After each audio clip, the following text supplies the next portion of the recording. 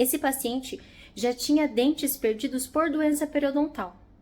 Como é que eu sei? Paciente que perde dente por doença periodontal, ele tem um trauma. Ele fala que o dente ficou mole e caiu inteiro e tinha uma raizona desse tamanho, doutora. É muito comum o paciente que já tem uma história de doença periodontal não tratada adequadamente ter esse tipo de discurso. Então presta atenção.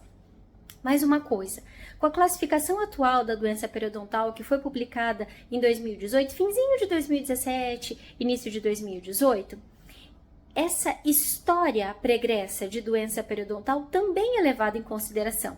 Então é muito importante que a gente ouça o paciente e ele diga pra gente o que foi que aconteceu com aquela perda dentária.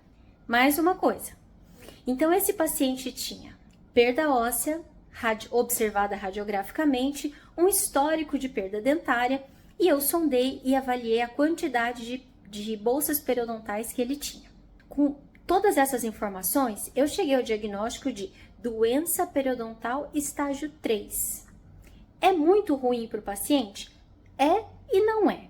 Olha só, ele já tem um histórico de perda dentária, mas o que eu observei que tem ali, a gente ainda pode tratar.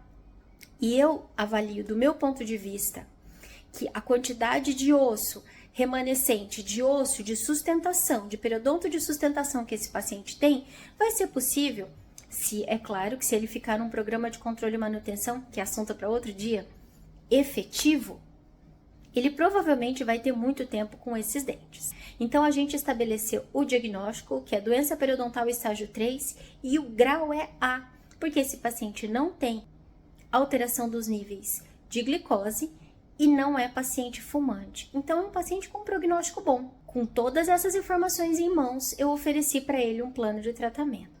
Quer saber mais informações sobre diagnóstico, plano de tratamento em doença periodontal? Me segue aqui no canal do YouTube ou aqui no perfil do Instagram.